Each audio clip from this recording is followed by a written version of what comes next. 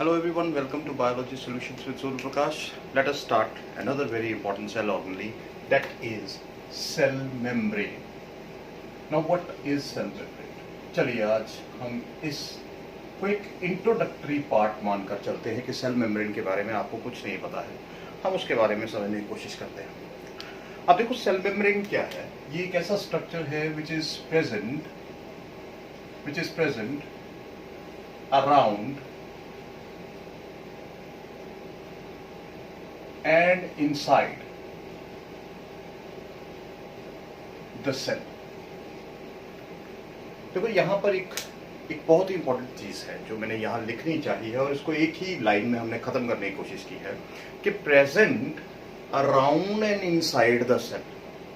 मतलब ये है कि देखिए सेल के बाहर एक ऐसी लेयर प्रेजेंट है जो बेसिकली क्या कर रही है, it differentiate the internal environment of the cell from the outer environment. ये बहुत इंपॉर्टेंट है क्योंकि सेल मेम्ब्रेन का एक बड़ा इंपॉर्टेंट फंक्शन है। वो फंक्शन क्या है कि वो it differentiates the internal environment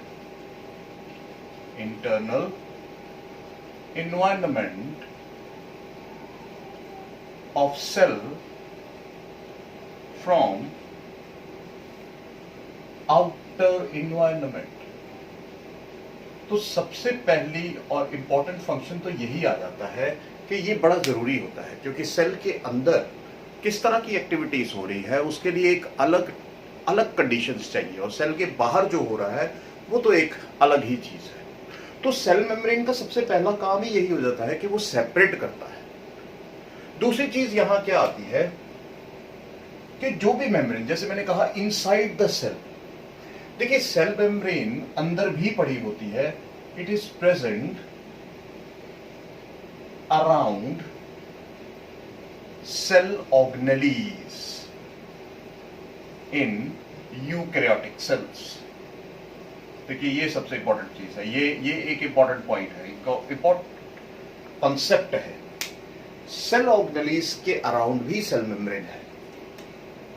अब बात यह है कि ये भी सेल मेम्ब्रेन है, वो भी सेल मेम्ब्रेन है, तो यहां हम इस सेल मेम्ब्रेन को क्या कहेंगे, नोन एज सब सेलुलर मेम्ब्रेन्स। सब सेलुलर मेम्ब्रेन्स। तो ये एक इंपॉर्टेंट पॉइंट आपके पास आ गया। अब ये दोनों मेम्ब्रेन्स यानी सेल मेम्ब्रेन जो एक सेल के अराउंड है और एक सब सेलुलर मेम्ब्रेन जो अल्टीमेटली है तो वही सेल मेम्ब्रेन, इन दोनों को क्या कहा जाएगा, बोथ सेल मेम्ब्रेन एंड सब सेलुलर मेम्ब्रेन्स। सब सेलुलर membranes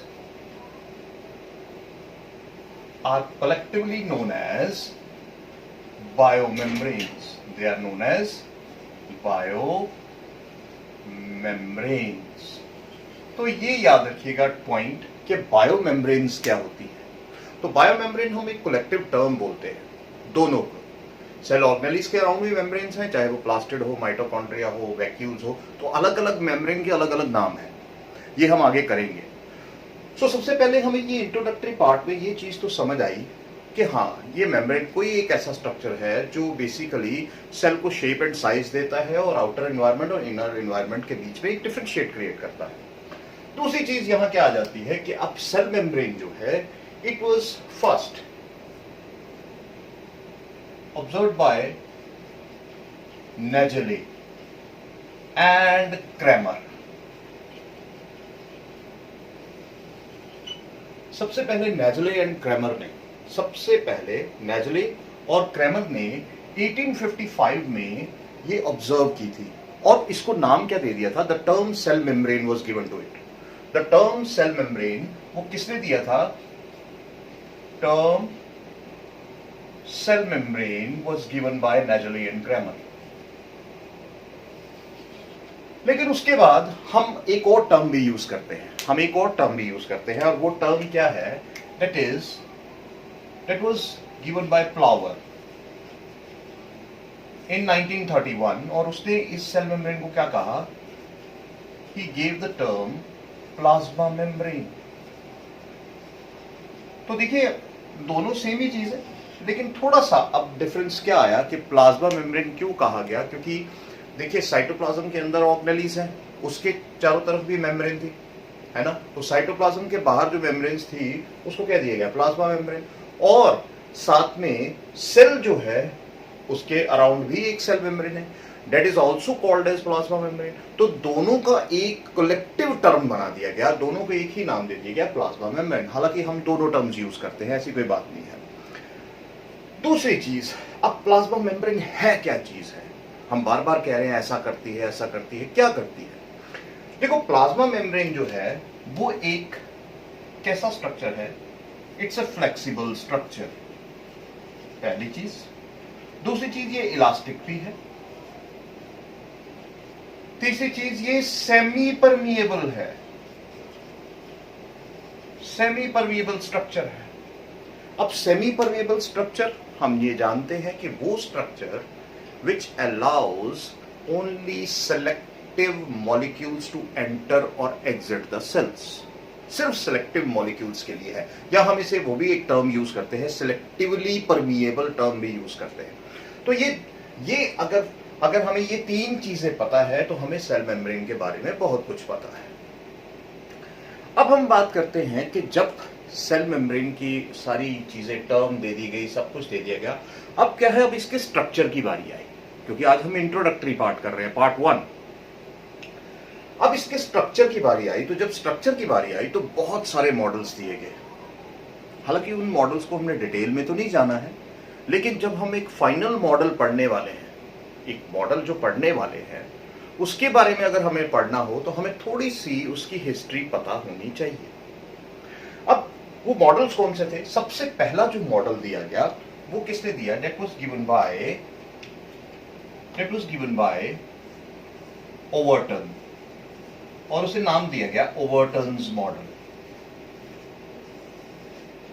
सिंपल, कोई कहानी नहीं है, कोई कुछ नहीं है। ओवरटन ने सिंपली कहा, क्योंकि इसकी केमिकल कंपोजिशन हम अभी बाद में करेंगे, उसने कहा देखो ये जो this Overton model, it consist of the cell membrane और the plasma membrane consist of lipid layer. उसने कहा इसमें लाइपिड लेयर होती है। ठीक, बहुत अच्छी बात है, कह दिया। उसने क्यों कहा? क्योंकि उसने देखा कि जो लाइपिड सॉल्युबल मॉलिक्यूल्स की एंट्री की वजह से, permeability of the lipid soluble molecules, that trigger the Overton to place this model. उसने कहा देखिए ये मॉडल किस आधार पर है कि इसमें लाइपिड सॉल्युबल मॉलिक्यूल्स जो है आसानी से ट्रांसफर हो रहे हैं। उसने कहा देखो इसकी जो केमिकल कंपोजिशन है, जो इसका स्ट्रक्चर है, वो लाइपिड लेयर होगा। लेकिन उसके बाद another, that one is Gorter and Grendel model आ गया। ग्रेंडल मॉडल, अब इसने क्या कहा? देखो थोड़े से, अब देखो क्या होता है कि आगे आगे जैसे जैसे चलते जाएंगे लोगों को जो प्री एग्जिस्टिंग थ्योरीज होती हैं उससे बहुत हेल्प मिलती है, तो इसको भी हेल्प मिली। इसने एक एडिशन कर दी, इसने कहा देखिए लाइपिड लेयर तो होती है, पर देखो भाई बाई लाइपिड लेयर है, डबल लाइपिड से एक लेयर है। तो यहां बड़ी एक इंपॉर्टेंट डिस्कवरी हो गई कि बाई लाइपिड लेयर है। इसने भी सेम कहा कि नेचुरली लाइपिड सॉल्युबल मॉलिक्यूल की एंट्री होती है, इसलिए बाई लाइपिड लेयर होती है, इसका मैक्सिमम हिस्सा लाइपिड बाई लाइपिड लेयर है, यानी लाइपिड का बना हुआ है। Then came another model, that was Danielli and Davson model. देखिए डेनेली और डेवसन मॉडल ने क्या कहा? अब मैं एक फाइनल स्ट्रक्चर, एक जो स्ट्रक्चर बनाने की जरूरत तो नहीं है, पर फिर भी हम एक अभी बोर्ड के ऊपर हम बनाते हैं। तो देखो डेनेली एंड डेवसन ने क्या कहा? इसने कहा देखिए ठीक है बाई लाइपिड लेयर ऐसा है, लेकिन इसके साथ क्या है, इट ऑल्सो कंसिस्ट ऑफ, अब देखिए इंपॉर्टेंट चीज है, बाइलाइपिड लेयर तो है, बाइलाइपिड लेयर प्लस इसके साथ कुछ और भी चीजें हैं।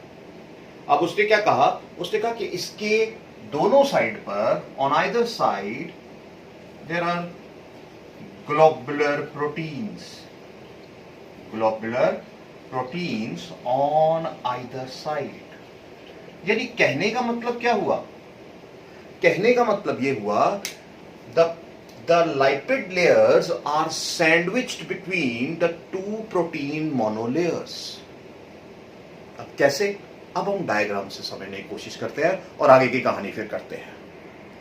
अब यहां क्या था, देखो ये एक प्रोटीन की लाइपिड लेयर है, क्लियर, ये देखिए एक लेयर है, सॉरी ये एक लाइपिड की लेयर है, ठीक है। मैं थोड़ी सी एक और बना देता हूं, 2-4 और बना देते हैं ताकि क्लियरेंस हो जाए। और यहां उसने कहा कि ये बाइलाइपिड लेयर है, बाकी ने तो कहा सिंगल लेयर होती है, लेकिन यहां डेनली ने कह दिया, और इवन गॉटर एंड ग्रेंडल ने भी कहा कि बाइलाइपिड लेयर है। चलिए वो बाइलाइपिड लेयर बना देते हैं जो उन्होंने कहा था। अब आगे कहानी बढ़ती गई, देखो ये इस तरह से चलती गई कहानी, और ये आगे ये स्ट्रक्चर आ गया। अब देखो यहां क्या हुआ कि इन्होंने एक चीज की एडिशन कर दी। इन्होंने कहा कि देखिए इसके चारों तरफ क्या है, कुछ इस तरह से ग्लोबुलर प्रोटीन्स दोनों साइड पड़ी हुई है, ये इस तरह से on either side, so these are protein monolayers. ये प्रोटीन लेयर आ गई, ये भी प्रोटीन लेयर आ गई, और इसके साथ ये सेंटर में जो आपको दिखाई दे रहा है, दिस इज बेसिकली हम ऐसे ले लेते हैं, दिस इज बाइलाइपिड लेयर। भाई क्लियर है, ये बड़ा इंपॉर्टेंट हमारे लिए जो आगे मॉडल, हमने जो मेन मॉडल पढ़ना है, जो 5 मार्क्स पे क्वेश्चन आता है और नीट पे भी इसका एक आधा क्वेश्चन जरूर आता है, तो ये चीज जानने की जरूरत है हमें। अब देखो प्रोटीन मोनोलेयर्स दोनों साइड है। अब देखो प्रोटीन्स ने क्या किया है, the proteins have sandwiched this lipid layer in between the two. बिल्कुल क्लियर, ये तो बोल दिया। अब यहां पर भी एक ही कहानी थी, देखो क्यों आगे आगे मॉडल आते गए, क्योंकि कोई ना कोई कमी थी, कुछ ना कुछ एक्सप्लेन नहीं कर पाए। उन्होंने एक चीज और कह दी, देखो एक और चीज इन्होंने बता दी कि देखो भाई ये जो वाला मॉलिक्यूल है, इसके 2 एंड्स हैं। ये जो ऊपर वाला हेड एंड है, ये हाइड्रोफिलिक एंड है, ये हाइड्रोफिलिक एंड है, इट इज वाटर लविंग। और इसके नीचे ये पोर्शन जो यहां हमें दिखाई दे रहा है, इसका there is a double tail और विच इज हाइड्रोफोबिक। ये आगे भी हम डिस्क्राइब करेंगे, लेकिन अभी नहीं, अभी हम इतना ही रखते हैं कि ये वाटर हीटिंग था। तो ये चीजें तो डिस्क्राइब हो गई थी, लेकिन फिर भी यहां कोई ना कोई कमी रही, जहां कुछ ना कुछ ड्रॉबैक था, चाहे वो परमिबिलिटी के केस में था, चाहे वो बैलेंस के केस में था, कहीं भी था, तो कोई ना कोई ड्रॉबैक रहा। लेकिन इसके बाद एक ऐसा मॉडल आया जिसने थोड़ा सा और ज्यादा एक्सप्लेन किया, और वो मॉडल क्या था, that was Robertson model. That was Robertson model. और इसी मॉडल ने एक और भी दी थी, trilaminar hypothesis, trilaminar hypothesis दे दी। अब वो क्या थी, देखो इसने क्या कहा, इसने भी सेम चीज कही, लेकिन सिर्फ थोड़ा सा फर्क था। फर्क क्या था, फर्क ये था, उसने कहा देखो ये जो, अगर इस सेल मेम्ब्रेन के स्ट्रक्चर को देखा जाए तो हमें इस तरह से 2 डार्क लेयर्स नजर आती है। ये जैसे ये रेडिश है, मैं आपको बता रहा हूं, ये थोड़ा सा हम इसको डार्क कर लेते हैं। 2 डार्क लेयर्स है, इस तरह से दिखाई दे रही हैं, ये देखो ये 2 डार्क लेयर्स हैं। और इसके बीच में उसने कहा there is a lighter region, हम इसको लाइटर ब्लू से डिमार्केट कर देते हैं, this is the lighter region, ये जो डॉटेड पोर्शन है this is the lighter region. चलिए अब यहां लिख देते हैं this is the lighter region, light region, और ये आ गया हमारा the reddish one is the dark region, ये भी डार्क रीजन है और ये भी डार्क रीजन है। अब यहां पर समझो जरा, this becomes 3 layered structure, 2 dark layers आ गई और एक बीच में एक लाइट रीजन आ गया। उन्होंने कहा ये जो लाइट रीजन है it consist of lipid bilayer, it is a lipid bilayer region. ये जो लाइट रीजन था वो क्या था, that was consist of bilipid layer, और इसके साथ साथ ये जो डार्क रीजन था on both the sides it consist of protein layers, और वो भी प्रोटीन लेयर्स कौन सी, देखिए प्रोटीन लेयर कौन सी, not globular, extended proteins, extended proteins. वो कैसे, देखो मैं इसी को यहां से थोड़ा सा चेंज कर लेते हैं, ऊपर वाले डायग्राम से ही हम थोड़ा सा चेंज कर लेते हैं कि यहां पर क्या था, रॉबर्टसन मॉडल में क्या कहा गया कि देखिए ये एक एक्सटेंडेड प्रोटीन है, ये इस तरह से है, दोनों साइड पे बढ़ा देते हैं, तो डोंट बी कंफ्यूज्ड, ये इस तरह से एक्सटेंडेड प्रोटीन है। उसने नहीं कहा ये ग्लोबुलर स्ट्रक्चर है, लेकिन फिर कहानी यहीं पे अटक गई। कहानी कहां पे अटक गई कि कौन से मॉलिक्यूल पास होते हैं कौन से नहीं होते हैं, सेमी परमेबिलिटी पे बात ही अटकी। और जब सेमी परमेबिलिटी पे बात अटकी, इसकी कंपोजिशन पे भी थोड़ी बहुत बात अटकी, क्योंकि बहुत से मॉलिक्यूल अभी भी अनडिस्कवर्ड थे। फिर आया एक बहुत इंपॉर्टेंट, क्योंकि इसकी केमिकल कंपोजिशन हम तभी कर पाएंगे जब इसके बारे में जान पाएंगे। तो देखिए नेक्स्ट वीडियो में हम बहुत इंपॉर्टेंट पार्ट करने वाले हैं, that is fluid mosaic model given by Singer and Nicolson. और ये एक ऐसा स्ट्रक्चर है, ये एक ऐसा स्ट्रक्चर बनेगा जो डायनामिक होगा, it is not static, it is dynamic, movable. बहुत सारी टर्म्स आपको यहां पता लगेंगी और कैसे ट्रांसपोर्ट होती है वो सारी चीजें। तो आई होप आपको ये वीडियो पसंद आया होगा, और I hope you like, subscribe and comment, और इससे बहुत सारी मोटिवेशन मिल रही है और एक नया कंटेंट लाने के लिए।